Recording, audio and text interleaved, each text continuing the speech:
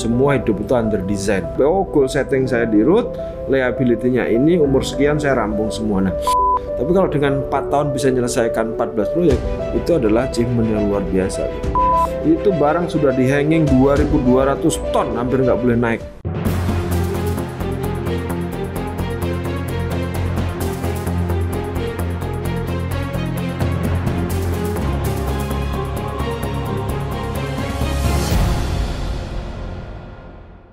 Halo rekan muda, apa kabar? Kembali bersama saya, Nur Iswan, di kanal YouTube Widodo Makmur TV. Khusus hari ini, kita berada dalam segmen podcast Tumiono Says. Kali ini kita akan membahas tentang kiprah profesional seorang Tumiono. Beliau, sebagaimana diketahui, berkarir dari bawah sampai menjadi pimpinan puncak sebuah BUMN karya yang dianggap berhasil oleh khalayak. Selamat pagi Pak Tumiono. Pagi Mas, apa kabar Mas Iswan? Sehat-sehat toh? Di masa pandemik ini kira-kira sehat atau setengah sehat atau bagaimana Pak Tuh? Saya orang yang selalu optimis, jadi harus sehat terus, jaga diri, ikutin anjuran pemerintah. Terus kita harus disiplin diri. Kalau ketemu orang juga jaraknya dijaga, ketemu orang juga harus dilihat siapa lawan bicara kita. Kalau memang orang belum dikenali ya kita harus jaga jaraknya benar, maskernya oke gitu. Yeah. Supaya kita preventif sehingga aktivitas kita itu tidak berkurang. Yeah. Jadi semangat terus. Sebagai orang yang pernah di BUMN Pak Tom dan berkarir secara profesional, apa sih sebenarnya yang membuat Pak Tom menekuni karir profesional di BUMN? Apakah memang diniatkan dari awal atau memang mengalir seperti itu saja? Hidup itu selalu ada tujuan, jadi goals itu harus di set.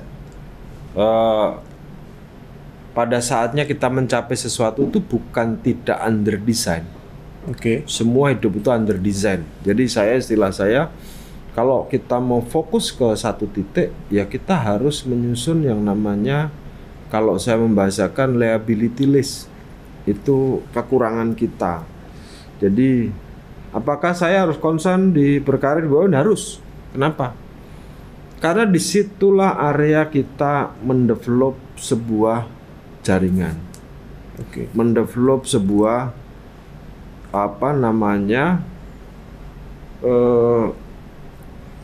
entitas ataupun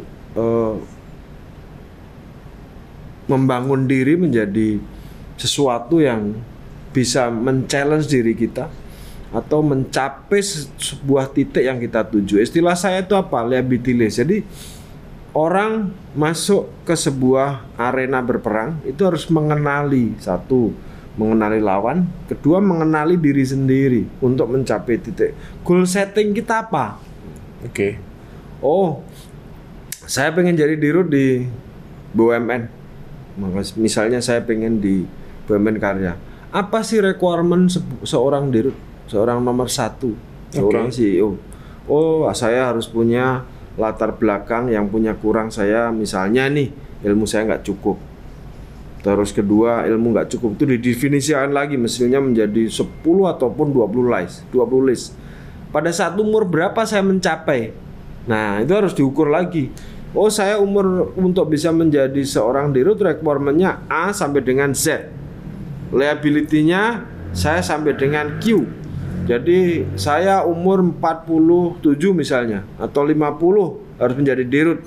Liability list saya apa? Requirement yang harus saya penuhi apa? Bahasa Inggris saya harus lancar, ilmu engineering saya harus kuat, ngomong bisnis strukturnya harus tahu, ilmu korporasinya harus menguasai. Oh, saya umur 27 ataupun 30 saya udah selesai nih. Bahasa Inggris umur 30 saya udah selesai nih. Hard kompetensi saya. Umur 40 saya soft kompetensinya rampung, sehingga pada saat umur 42 saya ready to use. Nah, itu harus dicapai. Oh, goal setting saya di root, liability-nya ini, umur sekian saya rampung semua. Nah, saya orang yang bukan ambisi, beda ya, ambisi.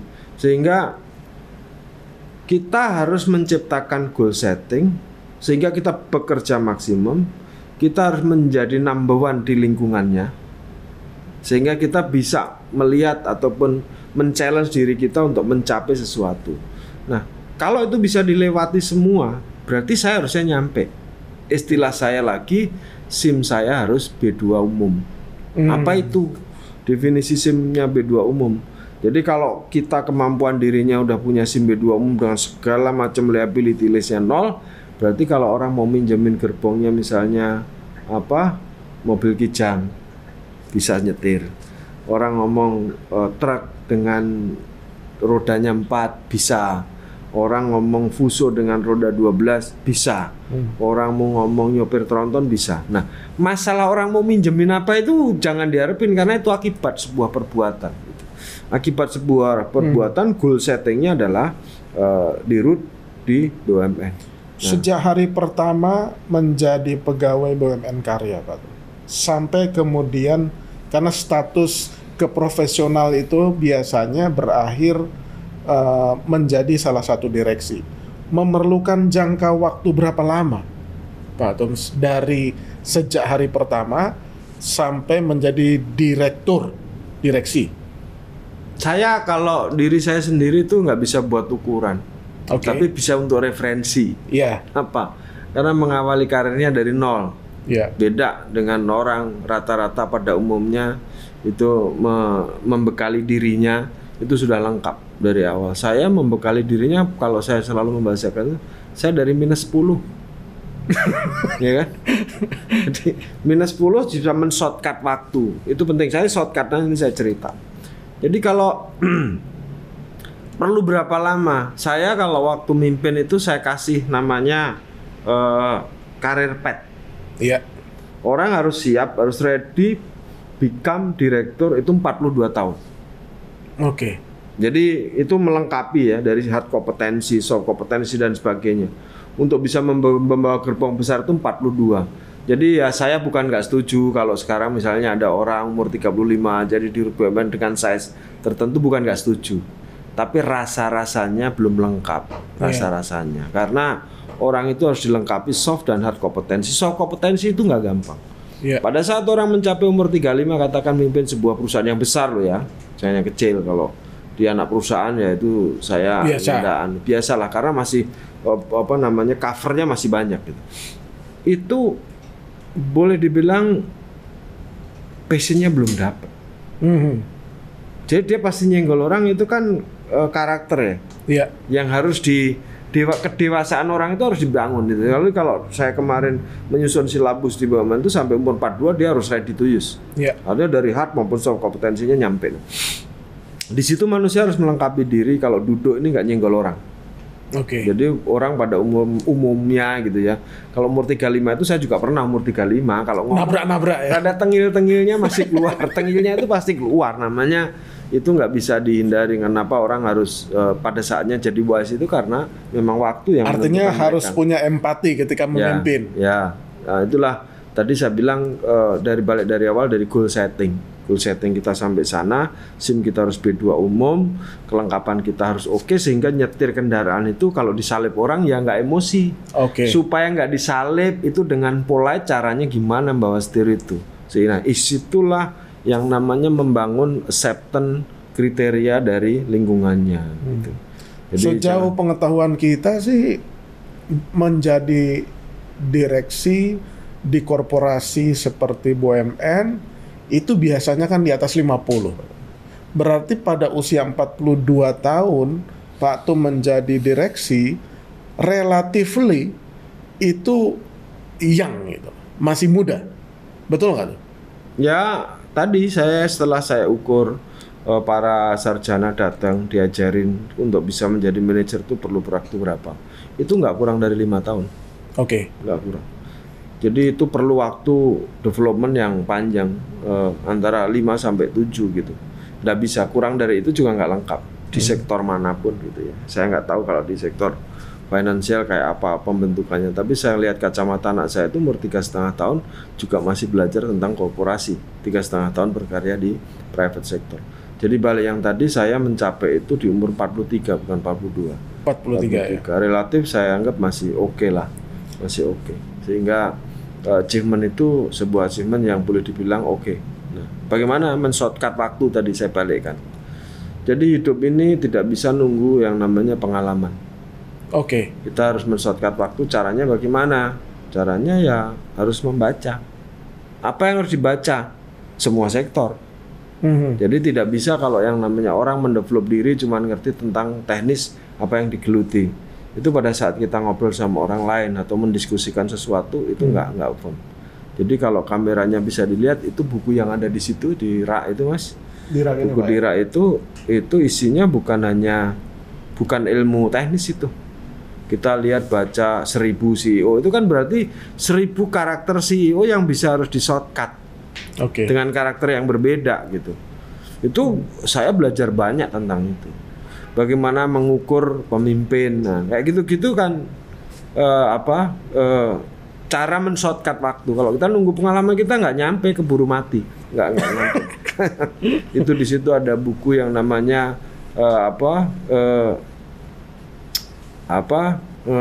rahasia jadi CEO itu kayak apa. Saya juga membaca yang namanya Deng Xiaoping itu bagaimana membangun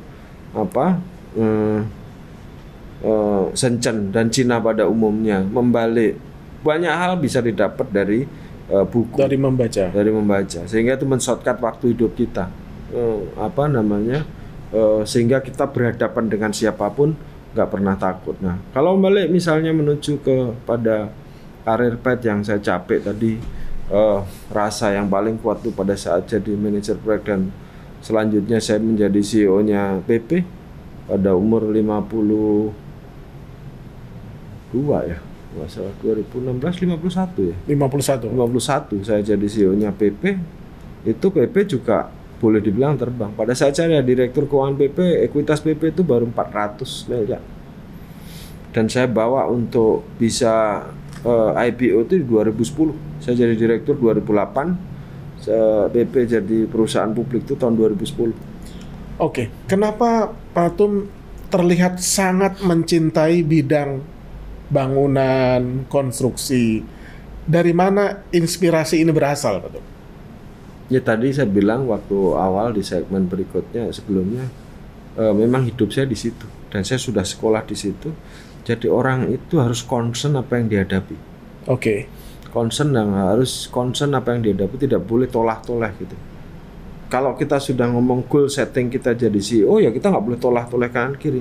How to develop diri kita untuk menjadi CEO. CEO-nya siapa? CEO industri konstruksi yang saya geluti. Fokus ke sana, semua develop menuju ke sana. Semua effort dilakukan sehingga seluruh ion positif itu akan menuju ke kita. Artinya fokus terhadap cita-cita itu. Harus. Apapun itu. Kan anak muda sekarang tuh sukanya kutu loncat itu, pindah korporasi, pindah profesi sehingga menghabiskan waktu. Percuma ya kan? Ada orang yang berpikir itu cari pengalaman. Buat saya enggak sepakat.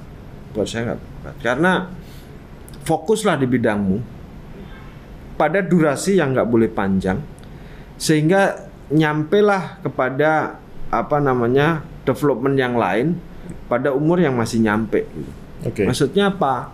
Ya udah fokus aja. Kalau kita mau fokus jadi industri konstruksi ya sudah proven kan. Saya 43 jadi direktur, boleh develop yang lain. Karena goal settingnya udah nyampe tuh. Nah, di dalam perjalanan itu pasti ada kegagalan.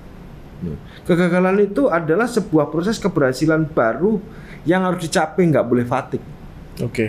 Karena pada saat orang mencapai titik gagal, plek menuju kegagalan, itu harus diulangin lagi. Kenapa? Karena experience itu udah nyampe pada titiknya. Kalau memulai sesuatu dari nol lagi, kalian belajar. Kalian akan belajar lagi dari nol. Nggak boleh. Berarti Pak Tum waktu berkarir itu pernah merasa gagal? Alhamdulillah sih nggak pernah. Tapi di dalam sebuah development bisnis sendiri kita pernah gagal. Tapi pada saat di BUMN rasa-rasanya kalau di track itu dari record yang ada saya nggak pernah fail. Oke. Jadi kalau saya mau jadi kemarin jadi manajer dari minus 23 labanya jadi 16. Saya juga jadi manajer proyek, waktunya cuman nggak lebih dari 4 tahun saya menyelesaikan 14 proyek. 4 tahun 14 proyek. 14 project ya? Jadi saya garis bawahi 4 tahun 14 proyek. Artinya apa? Berarti Pada saat jadi manajer saya kalau 14 dibagi 4 piro itu? 3,5 proyek dalam setahun. Dalam setahun. Itu sebuah achievement yang luar biasa. Karena umur proyek itu rata-rata antara 1 sampai dengan 1,5 tahun. Tapi kalau dengan 4 tahun bisa menyelesaikan 14 proyek, itu adalah achievement yang luar biasa gitu. Kalau misalkan kita bertanya sama Pak Tum, selama berkarir di PT Pembangunan Perumahan atau PTPP, kalau diminta disebutkan 3 proyek yang sangat berkesan dalam hati dan pikiran Pak Tum itu apa? 3 proyek. Yang paling dulu kalau jembatan di Papua itu namanya Holtecam. Oke. Itu achievement terakhir saya waktu saya di PP. Kenapa? Karena saya ikut duduk bareng sama semua ahli gitu, sama tim manajer proyek saya presentasi bagaimana membawa barang itu dan bagaimana mendevelop itu achievement yang terakhir saya di PP dalam hal teknis ya. Oke. Saya duduk sama Pak Probo, itu mantan rektornya ITS, itu ahli sipil, ada lagi yang ahli kelautan. Bagaimana membawa barang 2000 ton dari Surabaya ke Jayapura, sampai kita menganalisa membangun kapal sendiri, ponton sendiri untuk membawa barang itu menuju sana. Dan pada saat erection jembatan itu ada hal yang kritis. Waktu itu lagi rame kecelakaan konstruksi di mana-mana. Oke. Itu barang sudah dihanging 2.200 ton, hampir nggak boleh naik. Tapi akhirnya saya izin Pak Menteri itu bisa naik. Itu sebuah achievement yang luar biasa yang menjadi ikon nasional. Panjangnya berapa Pak Tum? Jembatan itu? Oh, panjangnya saya agak lupa, kalau nggak salah 700 kali 2 ya.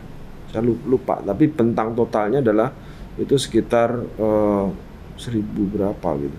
Yang saya ingat selalu tonasenya. Oh, oke. Tonase. Karena beban Karena itu kan? beban saya itu nempel di kepala itu. 2.200 ton dibawa dari Surabaya ke Jayapura, bayangin, di laut lepas gitu. Dengan bentangan segitu gedenya. Dan itu monumen yang terakhir karya saya di PP. Yang sebelum-sebelumnya banyak. Selain itu satu lagi yang berapa? Proyek yang mana? Achievement yang paling berkesan? Jadi karena saya tidak lama yang langsung saya handle di di proyek, itu salah satunya adalah itu Departemen Keuangan. Sekarang gedungnya Bu Menteri Keuangan. Oke. Depannya Depannya Lapangan Banteng. Lapangan Banteng. Sebelumnya kalau kita ngomong jalan ataupun pelabuhan, itu sebelumnya yang saya handle langsung sendiri pada saat manajer proyek itu terminal peti kemas Koja yang sekarang orang sebut UTPK 1. Oke. Sekarang itu saya nguruk laut, luasannya 17 hektar untuk develop kanal baru Sunter. Itu yang pernah saya tangani, yang di size-nya agak besar. Disitulah capaian-capaian dari sisi engineering. Kalau dari sisi keuangan, PP itu pada saat saya duduk jadi direktur keuangan pertama, itu ekuitasnya cuma 400 miliar. Ekuitasnya? Ya, saya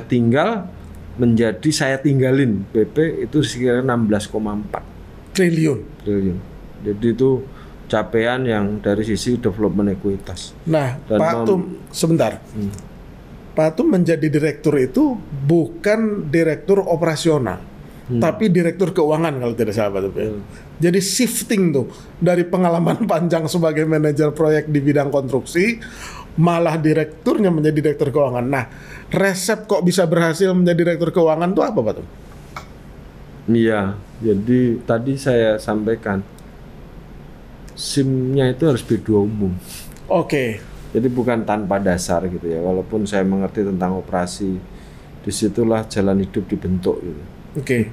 Pada saat dioperasi masuk ke keuangan, saya juga punya latar belakang S2 saya. Iya, S2 Pak Tum keuangan. Jadi itulah pelajaran yang saya dapat sehingga kalau saya jalan itu lengkap. Jadi orang yang saya bilang secara keilmuan lengkap, saya syukuri. Saya hidup di operasi dari umur muda sampai dengan 42 tahun. Saya hidup di operasi, pada saat 43 masuk ke BOD saya jadi direktur keuangan. Disitulah ilmu ditempa. Sehingga kalau saya meng-IPO kan PP itu sampai 3 kali. 3 kali Dari betul. induk, 2 anak dan sebagainya. Itulah sebuah experience yang luar biasa saya dapat Oke. untuk melengkapi diri saya dan di challenge worldwide company. Oke. Artinya pada saat perusahaan itu IPO yang men-challenge bukan internal kita aja, worldwide company. Nah, pergerakan itu saya tinggalin PP tahun 2016 itu laba PP di 1,9. Oke. Itu dari mulai saya jadi direktur dengan ekuitas 400, labanya waktu itu 700-an gitu. Saya tinggalin di angka 1,9. Oke. Itu sebuah achievement yang boleh dibilang luar biasa. Terus developmentnya juga boleh, dengan ekuitas meningkat itu bisnis klasternya juga berubah. Oke. Nah, itu hal-hal yang cerita yang pernah saya alami dari mengalami jadi supervisor sampai dengan top eksekutif di perusahaan yang sama, dan bagaimana men-shortcut waktu itu bisa didapetin. Oke, Pak Tum juga berkali-kali mendapatkan award atau apresiasi sebagai CEO terbaik dari beberapa lembaga. Kalau misalkan kita ingin mengetahui resep kepemimpinan Pak Tum itu apa sih sehingga bisa berhasil? Resepnya, Pak? Ya, komunikasi. Oke. Mengkomunikasikan program. Jadi namanya jadi pemimpin itu kan punya punya keinginan. Punya, istilah saya, goal setting. Jadi goal settingnya ditetapkan. Habis ditetapkan itu dikomunikasikan ke seluruh jajaran. Contoh misalnya saya dulu di BP punya program namanya CEO Talk. Oke. Nah, itu how to deliver program untuk mencapai goal setting yang kita tetapkan. Jadi istilah saya, kalau orang sudah dibikinin jembatan yang bagus, yuk kita lewatin sama-sama untuk bisa menuju ke tempat landing berikutnya. Oke. Tapi tiba-tiba nggak ada yang ikut, ya ada yang kecemplung kali, ya silakan. Tapi jembatannya udah dibangun, ya silakan jalan dan udah dijelasin. Kalau lewat jembatan ini caranya begini dan seterusnya. Itu namanya program. Program itu harus sampai dengan deliver sampai dengan tingkat eksekusi yang paling bawah. Nah, ketika membangun komunikasi dengan karyawan atau tim di bawah Pak Tum, itu kan Pak Tum menghadapi berbagai karakter manusia tuh, Pak. Ada yang baik, ada yang pinter, ada yang bandel. Nah, itu menghadapinya bagaimana tuh, Pak? Ya, setiap orang itu kan pasti punya arena bermain. Oke. Ya, arena bermain. Setiap karakter harus ditempatkan kepada arena bermain yang pas. Oke. Jadi kalau ada orang senengannya kotak-katik, bikin analisa, jangan suruh eksekusi, nggak akan jadi itu. Oke. Atau sebaliknya, orang yang pintar eksekusi jangan suruh kotak-katik di belakang, pasti nggak jadi. Jadi menempatkan orang yang tepat di bidangnya dan sesuai keinginan itu jadi penting untuk mengeksekusi. Berarti kemampuan pemimpin untuk memiliki ilmu psikologi juga penting, Pak. Nggak mengenali timnya. Oh, mengenali timnya. Mengenali timnya. Jadi di dalam sebuah perusahaan itu pasti punya yang namanya talent pool di dalam sebuah organisasi. Itu di-develop dari waktu ke waktu, itu mengenali. Saya tuh sampai nerima karyawan aja saya hadepin satu-satu. Oke. Saya dengerin mereka ngomong apa, paling nggak setiap step saya kenal. Oh, ini modelnya kayak gini, modelnya kayak gini, modelnya kayak gini. Jadi BOD itu harus meluangkan waktu untuk bisa berkomunikasi dengan setiap angkatan sehingga tahu kemauannya. Oke. Minimal kita mengenali pasukan kita supaya kita tahu bagaimana mendeliver program. Jangan salah ukuran gitu. Oke. Kalau kita punya ukuran Excel, tiba-tiba anaknya kita punya ukuran S, anaknya dikasih XL. Wah, berat itu. Atau sebaliknya. Itu nggak gampang. Kalau Pak Tum melihat kilas balik itu perjalanan hidup Pak Tum dari mulai karir awal tadi sampai kemudian meninggalkan BUMN Karya, Pak. Melihatnya itu seperti apa? Melihatnya, apakah merasa puas, berhasil sudah membawa korporasi kepada tingkat yang dikenal seperti sekarang, atau masih ada yang masih kurang gitu kan? Hidup ini nggak boleh menyesali ataupun mereview ke belakang apa yang sudah dibuat. Oke. Biar saja yang sudah dilakukan itu generasi akan melihat. Oke. Karena itu barang tinggalan kita, itu maksimum yang kita achieve. Selebihnya ya generasi berikutnya akan membangun. Oke. Karena setiap era itu pasti ada sesuatu yang beda. Tidak Oke. boleh kita mengklaim diri kita sebuah kesuksesan ataupun keberhasilan. Saya tidak pernah mengukur itu. Yang Oke. mengukur adalah orang lain. Nah, Oke. kalau yang mengukur orang lain berarti ada istilahnya achievement itu ada award. Tapi saya lebih melihat acceptance-nya tinggi nggak Oke. dari apa yang kita buat. Kalau itu sudah mencapai 51% dari sebuah requirement ataupun kelompok diterima, itu sangat benar. Nah, itu bukan kepuasan juga. Ya sudah, selesai kan targetnya. Kita harus membuat target berikutnya. Apa-apa yang sudah dicapai memang tugas kita sebagai pemimpin di kelompoknya masing-masing, menciptakan sesuatu yang boleh dibilang kalau bisa itu orang bisa dipakai panutan ataupun contoh. Oke. Kalau enggak ya enggak apa-apa, karena itu kan generasi udah bergeser, nggak boleh kita mengomentari aku dulu lebih baik, nggak bisa. Iya. Karena zaman berubah, orang berganti, manusia berevolusi, manusia berkarya, berinovasi dan terus memperbaiki. Oke. Itu bagaimana menciptakan generasi yang ada. Selama kita nggak salah melandingkan generasi setelahnya, itu sudah kewajiban kita rampung. Oke. Nggak boleh mengklaim diri kita lebih baik daripada, nggak boleh. Itu memang sejarah itu begitu gitu. Tok baca dari zaman sebelum zaman sebelum Hindu kuno sama zaman peradaban Islam Indonesia sama aja. Oke. Dia ada orang besar, turun, naik lagi, Mataram baru. Loh, itu culture yang bisa dilihat ataupun dipotret oleh generasi. Oke. Mana silakan tentukan pilihan aja. Oke. Tidak boleh mengklaim siapa yang paling baik, terbaik. Kita maksimum effort apa yang sudah kita achieve, itu yang bisa kita capai. Sama juga halnya di Wijaya Karya pada saat saya masuk tahun 2018. Itu labanya Wika di 1,2, saya tinggalin di angka 2,7 dalam waktu 2 tahun, sehingga 2018-2019 akhir itu pertumbuhan Wika labanya 50%, sehingga dapat CEO of the Year tahun 2019. Iya. Itu karena lompatan pertumbuhan. Nah, siapa yang mengaku itu? Publik.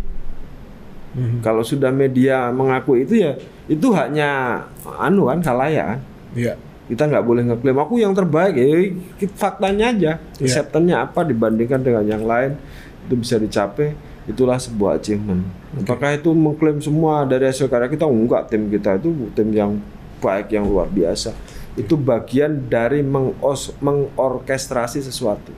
Oke. Dalam menapaki karir profesional yang begitu sibuk, bagaimana Pak Tum kok bisa membagi waktu sampai bisa menangani 3,5 proyek dalam durasi waktu 1 tahun, ya kan?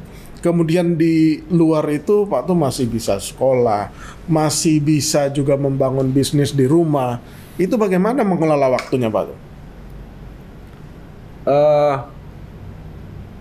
Otak kita itu terdiri dari 6 miliar katup. Oke. Orang pada umumnya otak kita itu dipakai in average gitu ya, di bawah 12%. Oke. Setiap men-challenge otak kita itu katupnya buka, berarti rasio bukaan katupnya meningkat kalau men-challenge. Presiden pada umumnya itu antara 13 sampai dengan 14.